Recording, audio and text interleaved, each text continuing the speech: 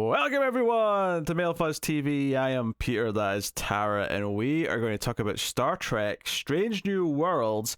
And here's an interesting tidbit. We said last episode that the next review will probably be a little bit late. We might even have to double up with the following review if we can't fit it in. And then we realised, oh no, we can squeeze it in on Monday, so we won't have to double up, right? We'll be fine. And then Paramount decided to put out the next episode super early, like at the weekend. So we have to anyway, so we had to double up because they put the next one out too soon, which means there won't be one this weekend, I assume, like on Thursday, which is not the weekend. Yeah, I think it's going to skip. Yeah, because technically we already got that episode, so we're doubling up, but that's Paramount's fault, not ours. So yeah, there you go. So yes, this is season 2, episode 6 and 7. So episode 6 is Lost in Translation, and episode 7 is Those Old Scientists. And I always feel bad whenever we double up an episode, because the first of the 2 episodes always ends up getting the shaft, because it's the one that, you know, just inherently because we've watched the next one, we forget about it a little bit. It's never as in depth. But like, which one do we want to talk about? And again, and in this case, it's especially troublesome because, you know, episode 7 is the crossover episodes with Lower Decks. There's a lot of fun stuff to talk about there. And it probably doesn't help in this case that Lost in Translation is probably one of the more middling episodes of the season, I would say. Yep. Yeah. Well, they brought back Bland Kirk. Bland Kirk was back. The plot, which was fine on paper, you know, it's this Uhura gets infected, or, well, it seems that way anyway early on. It turns out the plot of the episode is that these aliens that are like in the matter are trying to contact her telepathically to get them to stop like mining their energy here, because it's actually killing them. And obviously, yes, good Star Trek message. Don't, you know, just screw over the indigenous life forms of a place to get the resources. Excellent message for Star Trek. But the actual plot of her having these hallucinations and whatever, I don't know, I wasn't like ever super invested in it. It was always kind of like just you know, an arm's length away from actually feeling like it was super tense or anything like that. Like, they set up that this other guy had the same thing, and he eventually was like going crazy, sabotaging the ship, and ultimately committed suicide. And I'm like, for an episode that feels like it should be like, hey, Uhura might go crazy and try and kill herself, like that you know, it should feel a bit more tense and like there's more of like a countdown element to it. Yeah, but the show is too light. Like, it's too fun and upbeat. Then when they do downbeat, it doesn't work. Yeah, that's fair. Yeah, but it's just saw a bit of Hammer again. I know, but like, you see him in like sad ways.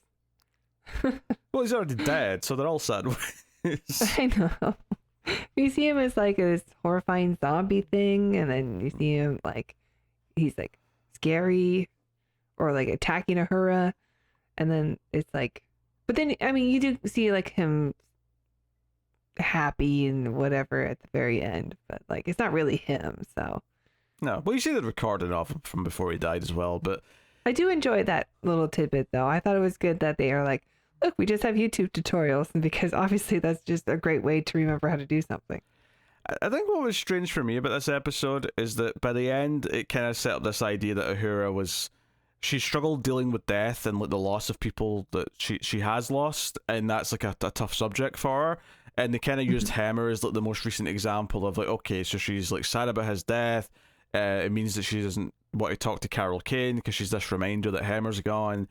And I felt like this idea that both her and Una as well, who also has like a weird moment with Carol Kane where she also feels weird about her because of Hammer, I kind of felt like this came out of nowhere. I'm like, at no point in this season up until now have I felt like they've been acting weird around her. And maybe there was a moment in an earlier episode that I missed or forgotten about. Maybe we would see it on a rewatch, but I also don't remember them being particularly close to Hammer in the first season.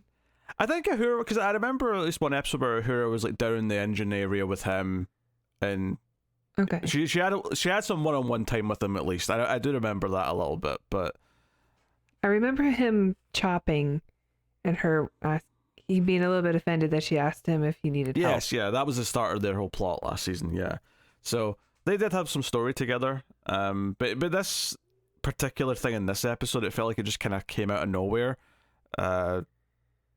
I don't know. Yeah, plus it felt especially strange from Una, who actually does have some history with Carol Kane, but her like being really upset seems like, I mean, she's first officer and she's been in Starfleet for a while. She's probably lost a lot of, comrades, but it just seems like this one is specifically bothers her more than all the other crewmen she's probably lost throughout the years. I don't know. It just seems a bit strange. Yeah. I mean, I did have a couple of good laughs in the episode. I did quite like towards the end when Sam comes to Jim, right? And basically says, you know what? I like this whole thing where I'm annoyed because you're being really very successful and you're impressing Dad and you're the son that Dad wants and I'm being kind of weird about it. I want to apologize for that. I'm happy for your success. And then there's just this awkward minute of him like standing there waiting for Kirk to apologize back to him, and like eventually he's like, "Oh, screw you! Go and have fun in your little ship. I'll be here on the flagship." And he walks off. I thought that was quite funny. I go back to your Farragut. Yeah, I thought I liked the stuff between the two brothers because anything with Sam Kirk is automatically better. But I do think that Bland Kirk is just not a very good Kirk, and I thought him being there and like isn't he there because they have like stuff to do and he's on the ship for that reason, but he's just helping out Uhura the whole time. He's just like, here's a friend in need.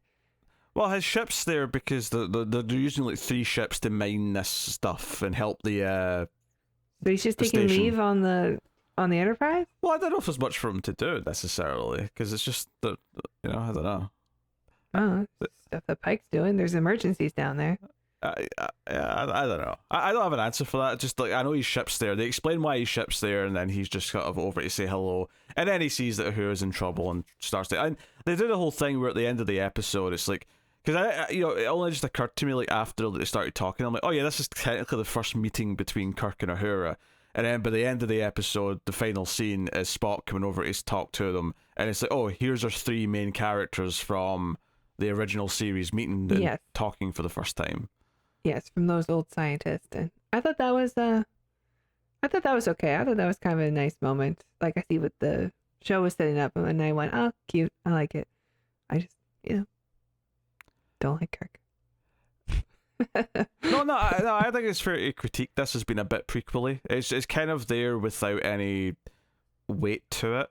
It's not about, for me, disliking any one particular like part of it. It's just the fact that it feels like, hey, wink wink, here's the 3 characters that are going to be in the original series, so we're going to give them this moment.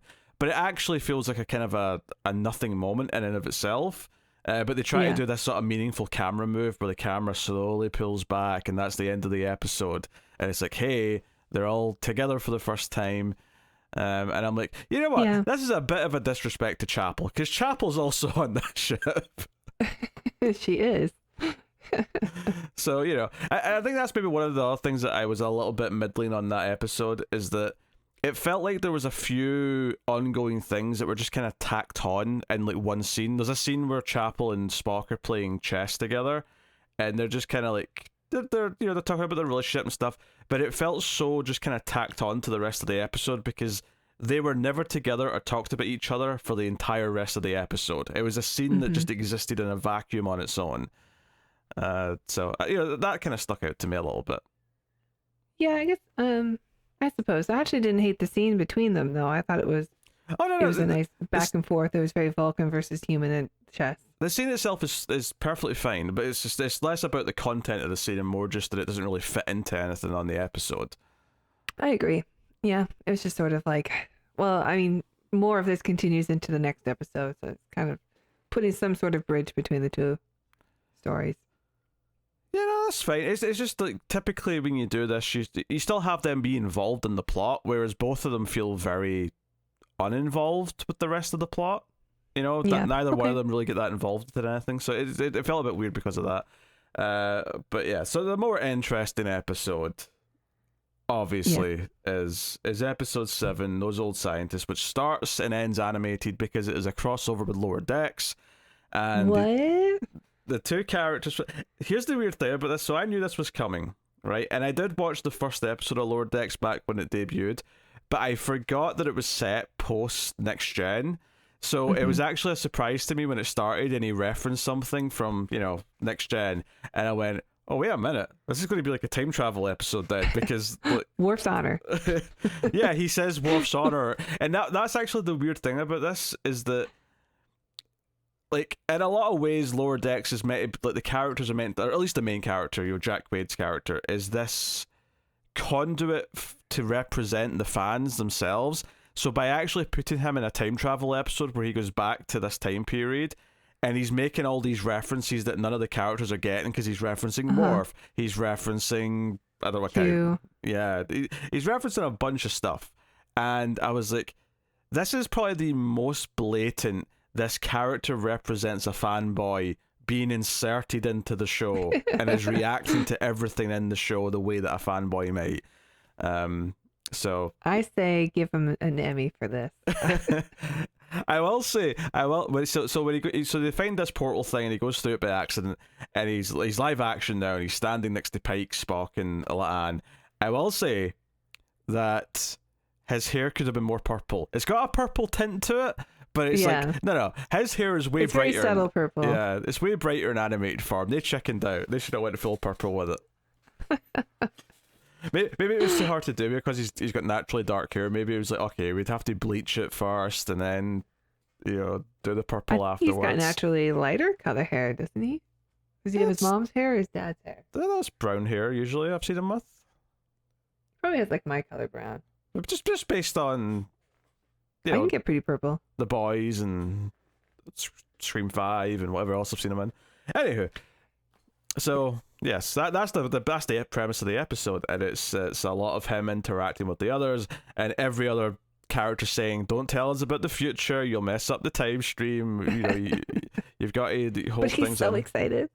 He's very excited, and they do quickly set up that one of his crewmates at the start is Orion. What I say this species was? Tindy.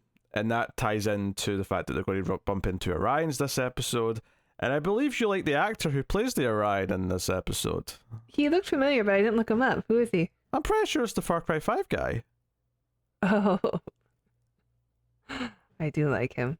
He looks so familiar. Yeah, I'm pretty sure it's him. Just with green and a beard. What's his name? What? Do you have it open? I'm looking. It's not Neil Breen. Greg Brick? Yeah, that's him. Yeah, there you go. Brick. He's the Far Cry 5 villain. That's Brick with a Y, everyone. He's got a classy spelling of Brick. That's probably Polish or something, yeah. Yeah. Jerry O'Connell's the voice of someone? Yeah, he's Ransom. He's the first officer on the show, which on Lower Decks, which is why it's funny when he sees the pinup of Una. He's like, she's the hottest. Now I Because he's get actually it. married in real life to Rebecca Romijn. Yeah, I knew they were married. But I didn't know that was him. That's funny. I was actually predicting that he would show up in live action and like hit on her. Yeah, but that didn't happen. They keep it to just the two characters. First, it's just Jack Quaid's Boimler, and then it's pretty interesting though because they could have, I think, brought everybody. Like everyone is animated to look a lot like them. I mean, they would have to make the one girl green, but I'm sure that's possible. Yeah, I'm sure it was just a case of like, if you've got a lot of characters, then you don't get to do as many moments with the main ones. So, and I think they wanted to have enough to like have a story with Jack Quaid's character, and then eventually he's about to get sent back, and then that's when the other one pops in. What's her name? Like halfway through the episode too. Yeah. Yeah, it's quite late on, and they set up that she's a big fan of Uhura, so that leads to her fangirling over her. I think what I appreciated about this episode is that it did feel like they made an effort to have them both still, like, at one point he screams like a girl, and that's kind of something he does a lot as a cartoon. So they make a point of doing that. The way she kind of like talks quick and like will make little snappy comments that are inappropriate. And when I say inappropriate, I don't mean like they're dodgy. I just mean in a chain of command, she's not supposed to be. An Anson. Yeah. Yes. Yeah. So I like the little nods of like, oh, they talk so fast in the future and so loud because in animation you have to be bigger. Yeah. And there's little things like they talk about how their badges are also communicators, and Pike's like, but flipping it open's the best part. Agreed. Yeah. No, it's super fun. I thought they did. I mean, I've been, a Lower Decks fan from the beginning because of like, oh, this is definitely made for Tara. This is exactly what I want. I want the Futurama episode of the Star Trek crossover, but with just Star Trek characters. And I think Lower Decks has been delivering, and I think as a fan of the whole franchise, I feel really like it's really paying off watching Lower Decks, because like in this episode, I'd say this episode is even really toned down. All they do is make constant references. Everything's an inside joke if you've watched other episodes. Yeah, well, I think even this episode, I think is a callback to Trouble with Tribbles when they're talking about the grains that they're carrying. Oh, sure, I think that's the whole setup for the Trouble with Tribbles episode. Yeah, that ends up being like what they trade with the Orions to get the teleporter gate back thing. But honestly, the actual plot is like not even the importance. The important stuff is just the characters interacting with each other. It's they're Lower Decks. It's the other stuff that their stuff happens around the stuff that's happening on the ship. Yeah, no, but I'm just saying in the context of this episode, like the whole like getting the gate back and all that's not even like that important. It's there's some fun stuff that comes from it. Like at one point, Jack Quaid's like, hey, like I know like I shouldn't do future things to like solve a problem, but what if you all just don't look while I do it? So you don't know how I did it, and they all just turn their backs. Like, can we do that? So they all just turn around, and he's just over at the computer, just with the cables out, fixing things up. This episode was directed by Jonathan Frakes, by the way. That doesn't surprise me. He does a lot of modern Trek episodes. And I think the best thing about the direction in this episode is every time they zoom in on Spock smiling and it looks like a horror movie. He looks so creepy. Well, you jump straight to that. Explain that. Come on, explain this whole subplot. Well, the idea is that because of the pilot episode, The Cage, where Spock has some emotions, I guess now because of his relationship with Nurse Chapel, she's teaching him to be a little bit more human, and he's working on his smile and his laughter and trying to be more sociable with, like, more human with his human crewmates. So he's been smiling, and Boimler, who knows Spock as this diplomat, this great ambassador, is known for being constantly serious and never smiling, is really put off. So it's the don't meet your heroes thing, but... Well, no, but more importantly, he thinks he's already messed up the timeline. He thinks he's caused this. Right. Yeah. So he makes, the first time it happens, he makes, he doesn't even really make a joke. He just uses the phrase dumb luck, which causes Spock to force a laugh. Yeah. Because he finds that to be funny. Yeah, and then he sees him smile a few times throughout the episode, and every time, like you say, it's like a horror movie where we're getting this close up of the mouth and it's really uncomfortable. But it's actually used in a really smart way where he goes to Nurse Chapel at one point, Boimler, to ask about this, and it becomes clear as he's talking, because he basically rants on like he does and says, yeah, in the future, like, no one knows about him smiling. This is like a character. And it's really smart because it's basically telling her that if she's the reason why he's smiling, and in the future no one's ever seen him smile, it's telling her inadvertently that their relationship is not long for the world and that it's not going to last any great length of time. So it's this really bitter moment for her. So it's actually like a really fun way to like have this affect the characters and have it affect what they're going through. Admittedly, they only got together like 2 episodes ago, so I think it might be a bit early to start doing the Doom. You know, like I would like to get to at least halfway through next season before we start doing the maybe we shouldn't be together, break up plotline. Sure. Yeah, I thought it was good.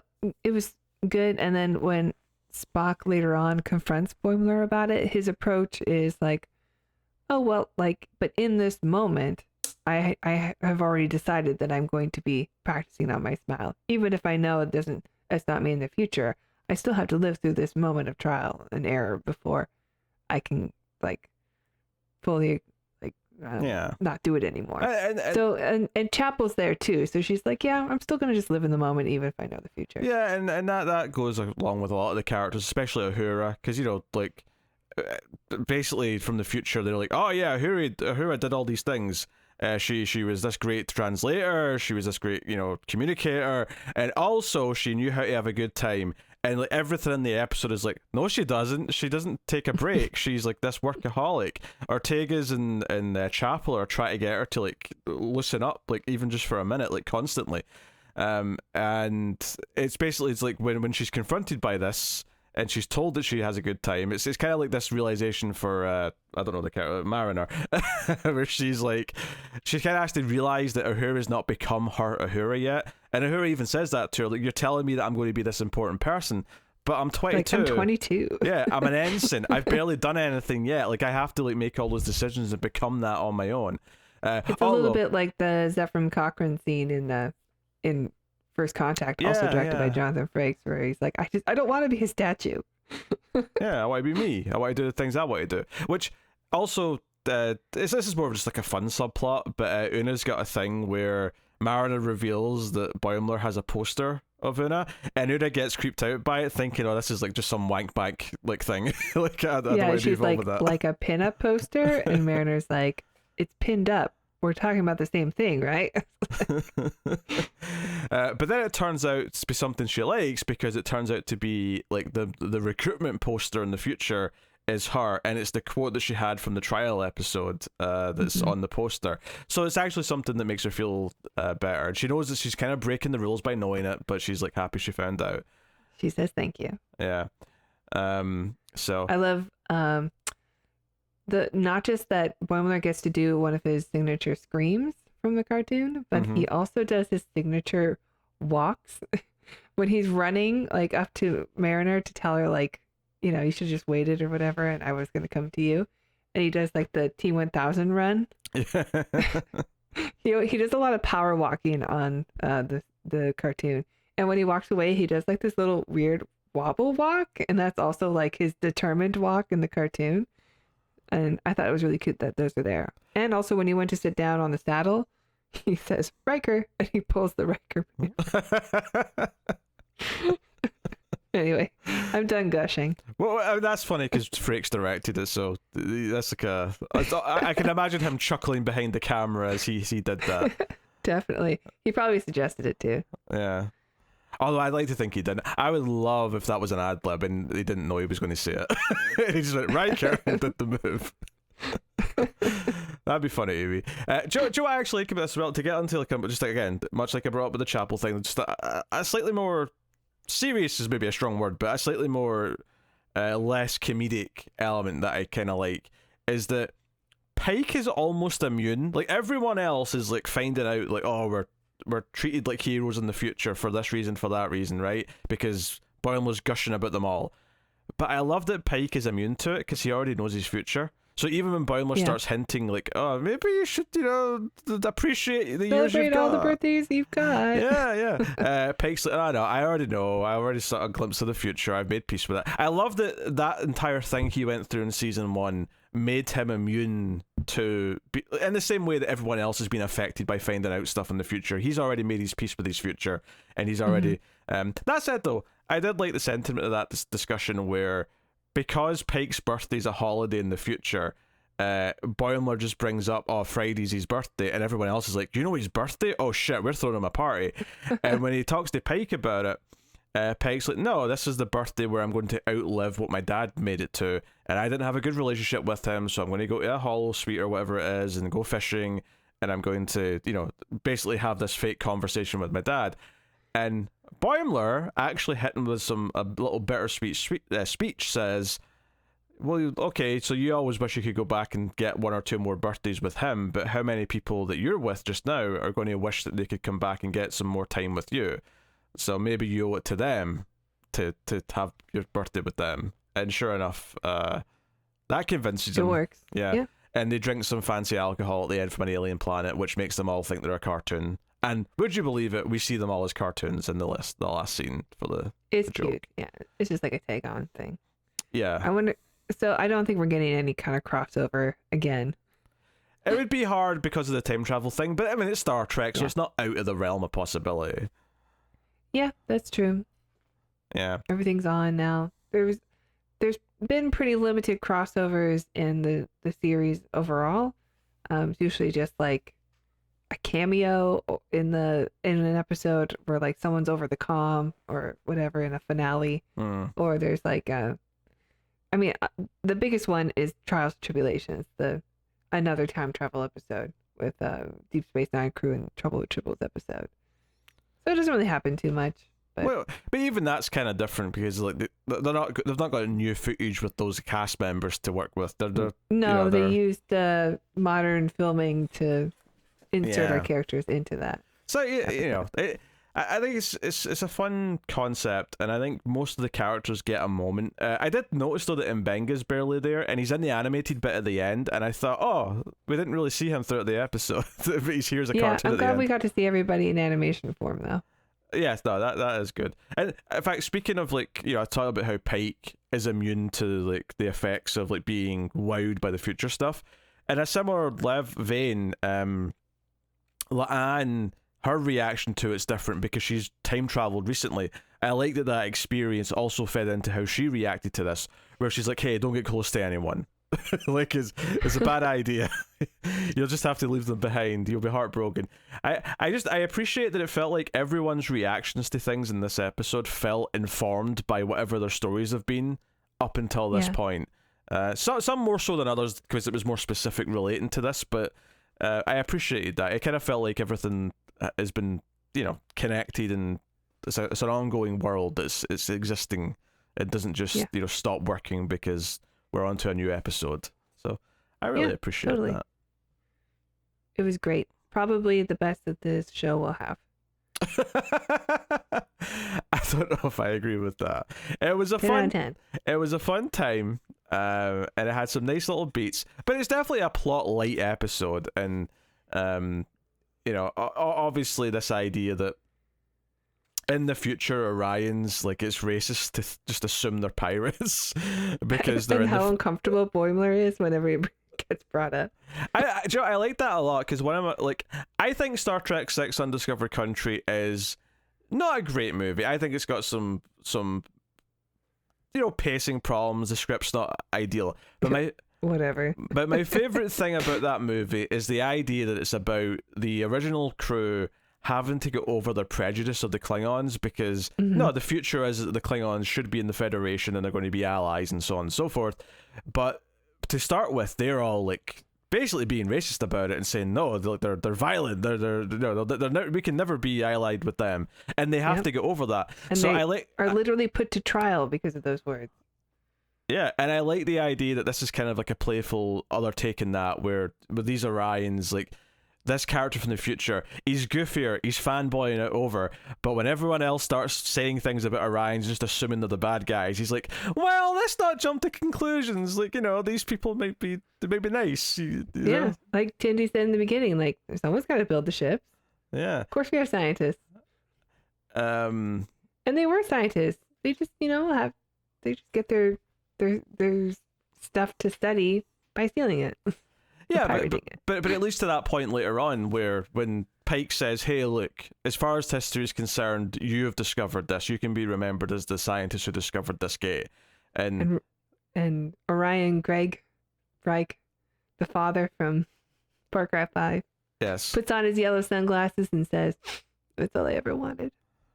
I don't remember the sunglasses. I feel like you're and his man bun. You're editorializing that a little bit. But I think like that little moment's quite sweet, and it plays into the idea of like, it's obviously it's not as serious as the Klingon example as I used, but it's kind of a similar idea of like, by the time Undiscovered Country came out, people had been watching Next Gen for 4 or 5 years, and were used to Worf being on the ship, being part of the crew, and like that being a part of it. So I think it was very interesting from that perspective to do the story of like how the original crew got over their prejudice and accepted, hey, the way forward is to like make new friends and like sort of like challenge our preconceptions. And I think doing it in this sort of like fun little comedy beat here with this character and this story, and have him challenge how everyone's seen those characters, it gives it a bit of a backbone that makes it more than just a gimmick comedy episode, which is mostly what it is, and it's fun as that. but it does give it just a little bit there. I think if they ever cross over again, there has to be more of a plot probably. But I think for your first go round, this was perfectly fine and really fun for what it was doing. I loved it, and I will definitely watch it again. Is the implication you don't watch any of the other episodes again? I mean, I'll probably watch them again in like, I don't know, 15 years or something. In your 60s? No, not quite. No, I knew it wasn't. I was up in it a bit to make it sound bad. I wouldn't be too far from the 60s, but yeah. I need a time travel portal. No, I was trying to remember if there was any other character interactions that I wanted to bring up, but I think it hit most of the main ones. Yeah, I thought it was really cute. I thought it was really well written. So as a like combined style of show, because even like the pacing of the animated show, the way the characters act, like everything, and all the things that they say, I think was toned down quite a bit so that it would blend better, but it still felt true to the characters. And I thought that was really smart. It was well done. And I like all the little comments and stuff, like from the different crew towards each other, and little inside jokes if you're watching both series. Yeah, and obviously the end result is that once Uhura and I think Ortega start talking about the first like starship and the first Enterprise, and they're talking about and they start nerding the out NX-01. over they start nerding out over their past Starfleet officers, and then they realize that they sound just like Jack Quaid, like they're just doing the same thing, and it's all just a relative. Cute. We all have our fandoms, you know. It's all just a relative. Well, I think here it's less of a fandom and more just like a lineage thing where you always respect admiration. the people who came before you. So it's like okay, it's a bit of a cycle thing, and it's really. It kind of like contextualizes like the arguably too in your face like conduit for being a fanboy of the TV show by saying no, these Star Trek characters, Uhura, who's one of the original characters, is fangirling over those who came before her. It's just that for us, the audience, we don't know them really because they're just the backstory in the world of Star Trek. Yes. I'm sure, don't get me wrong, I'm sure there's a book. I'm sure there's some comic book or a novel that goes into all that history. But for most Trek people watching, it's just, a bit of background. Yeah, so the NX-01 is the Star Trek Enterprise TV series. And because even Captain Pike was like, oh, it's if I could go back and meet Captain Archer, I probably would act just like Boimler. And that's... do you know what? I never realized they said Archer about 10 times. I never realized that was the Enterprise captain. Very good. Yeah. And even I did think it was funny that Uhura brings up Travis Mayweather because he's a character that is forgotten about in the series. He's got a main credit, but like they never do any Mayweather stories. So it was nice that was the first one that they're like, Travis Mayweather, great guy, great pilot. And I think it was Hoshi Sato also. Those were the two characters that were famously kind of put aside, and those are the two characters that they brought up and put a spotlight on. Well, maybe it's just an intentional thing to shout him out then instead of anyone else. Give a bit of a spotlight. It never occurred to me they were referencing the show Enterprise, to be honest. I just thought it was... Yeah. But I've not watched any of that yet, so I wouldn't have even thought about that. If they'd said... I'm forgetting the actor's name now. What's Quantum Leap? Who is he? Scott Bakula. Thank you, Bakula. Yes, it escaped my brain. If they just said Scott Bakula, I'd have known instantly who they were talking about. Yeah, they can't do that. They're still in the universe. Yeah. Yeah. But no, I think it was like an interesting. The idea that the original series characters idolize people from, I guess, Enterprise times. Now that I know it's that show they're talking about. It's interesting because Enterprise is naturally not as revered as a show. It's seen as one of the weaker shows overall, right? Regardless of your opinions, Tara's going to pick a fight, but... No, I understand, and I understand why, but it is easily, for me, the most rewatchable show. But I don't know. It makes sense in a lineage perspective why they're idolizing those characters. So in a weird way, it's sort of retroactively trying to like prop up that show a little bit and make it feel like it's more important. So Mm-hmm. you know, I think that's fine. In the same way that they always bring up Zephyr Cochrane, they can bring up, you know, Archer and his Enterprise and talk about, you know, what that is. So you know, that was a nice message and idea, and you know, it was a sweet episode that does mostly just revolve around let's watch this character interact with the others and mostly wind them up. You know, let's watch Spock get annoyed and things like that. Did it make you want to watch Lower Decks? I mean, a little bit. I've never not wanted to watch Lower Decks. I never seem to put on an animated show. I just don't ever find the I don't know, the impulse to do it. I should, but I think I heard at Comic-Con because someone was talking to me about Strange New Worlds, and they said the next episode is a musical episode, so they're doing another gimmick. Well, this was not this is not just a rumor that Tower heard in Comic-Con. They announced this. I don't know if it's next. Well, maybe it is the next episode because I think they said 2 weeks, and I guess technically that is the next episode because this one came out early. But yeah, they're doing a musical episode. Yeah, you're right. That's so weird. Because I don't think they have a holodeck yet. No, they don't. I assumed that was relatively new tech for Next Generation. That was why it was such a big deal on that show. The actual first holodeck was in the animated series. So I think really? Okay. That retroactively makes it that it's on there, but I want to say after a refit, so not in the first 3 years that we see Kirk, but in the following one for the animated show. Interesting. I mean, I'm actually okay with it. Like, I'm not a big musical guy, but musical episodes of TV shows I watch tend not to bother me that much, just because I already know the characters, I understand them well, so it tends to work. I just about Buffy. That's an example. I was not specifically trying to inch towards that. No. So accusatory. I don't know what other kind of musical episode there was for another shows. Maybe Drew Carey show, I think, had one. I mean, I was watching it, but I know Scrubs had one. I think there was a few sitcoms. There was a few sitcoms around that time that had one. I want to say Desperate Housewives might have had one. That sounds like something that would have happened. Weird.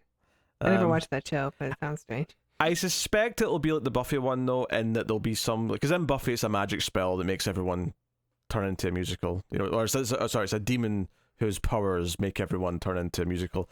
I suspect this will be something like that, where it's, you know, oh, we've flown into like Space Demon? Yeah, Space Demon or some Q-like entities making everyone sing and dance for their amusement, you know. Ooh, in this episode they actually talk about because Boimler brings up Q, and she's like, there's no like record of Q being seen before whatever Picard's year, so they didn't have that, but they had like what was his name, Trelawney or something? Not Trelawney, that's a character from another thing, but there is a Q-like entity or godlike entity in the original series.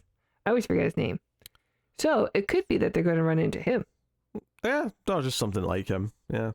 Yeah. What I'm curious about, I've not looked into it. I don't know if they're going to, I mean, I assume they're going to be original songs, but I remember, what was the musical episode that was really weirdly disappointing, because there was like one original song, but the rest of the songs were all just like pop song covers. Oh, what was that? It wasn't that even that long ago. I don't know. But it was weird, because like, and maybe it's because I was just used to the Buffy musical, where every song was like, no, this is all songs written for the episode, where they're singing about what they're going through, and it's revealing inner character things, right? And that's what I expect out of it. Was it The Leftovers? No, they didn't. They did not have a musical episode. What? I'm sorry. Are you confused about? I never made it past the pilot. It was a good pilot though. Yeah, I don't know. I've googled TV shows with musical episodes. Apparently, Xena had one. Oh. Grease: The Rise of the Pink Lady. I'd assumed every episode was a musical. That's a new show. Well, it's a new show that's been retconned for tax purposes. Oh. It's been taken away. I want to see if it's on Paramount Plus. Yeah. Did they take it away when they took away Prodigy? Yeah, it was the same sweep of content. Okay. Now, I realize that we're just talking about things that are barely Trek related now. I'm just curious. I don't know. I don't even know if it's one I watched. I just remember that being a thing. Technically there was a Community episode. Yeah, that sounds about right. That's kind of their shtick, though, right? Have a gimmick every episode. Oh, I think it was The Flash. That's what it was. The Flash had a musical episode, and there was only one like actual song written for it, and the rest of them were just classic songs that they were singing. And it was like, this is lazy. Like, it's just to show off at all your actors are also singers. Yeah, because both him and then Supergirl, who was also in the episode, are both like, they were both literally on Glee, right? Because they're singers. Oh yeah. So they wanted to show that off, which is fine, but like, just, you know. I liked Glee. I mean, I don't know if it stayed good, but I liked the first season. I mean, I don't know about the quality. I do know that show's had a shocking amount of people on it turn out to be bad in some way. Yeah, that's true. It's like a really we don't weird have to talk about that. curse. No, we don't have to. I don't know. It's just none of the people I just mentioned, the Flash and Melissa Benoist, they seem fine. But there was people on that show that turned out to be quite terrible, awful. So, yeah. The worst kind of person. I was going to say problematic, but problematic doesn't cover it. It's not like they made some racist comments that was worse than that. So, anywho, yeah, interesting pair of episodes. It was almost like, okay, we gave you a mediocre episode, so here's a really fun one to follow up to. And early, so you could just skip the Uhura one. Yeah, the sad part is that it meant that like that episode's now quickly forgotten, and even I think we talked about that one for maybe 10 minutes before we were like, okay, let's talk about the Lower Decks episode because it's way more interesting. Talk about what we came here for. Because it's not like there's definitely stuff of value in the Lost in Translation episode, and I do like that Uhura gets a bit of a spotlight. I think part of the problem I have with it was just that, one, the tension of like what's going to happen to her didn't feel like it was like cranking up enough, but also just that honestly all her visions were kind of like, I don't know, like I've seen so many stories where characters hallucinate like this, and in fact right now, like, and this is not the show's fault, but right now DC Comics are doing this 2-month event where all of the main books have been taken away and they've been replaced with tie-ins to this event where they're all having nightmares. So it's just everyone having nightmares. So as soon as Uhura starts having nightmares of all these, yeah. So as soon as Uhura started having nightmares of all these dead bodies and like a monstrous like hammer, I was just like, I'm so sick of people having nightmares right now. So it's not the show's fault, but necessarily, but that's where my mind was at watching this. Where I'm like, I'm sick of this right now. That's all I'm reading in comics right now. So yeah, that's a shame. So it is what it is. But anywho, I suppose that'll do it for Strange New Worlds. And yeah, it'll probably be. I don't think there'll be another episode later this week. I think we got that one early, so it's probably going to be next Thursday now before the next episode. Anywho, that's the show. So thank you for joining us. You can of course support us all on Patreon over at patreon.com/MailFuzzTV and help keep all the content coming. But otherwise, that is the show. So thank you once again. Let us know what you thought of these ones in the comments.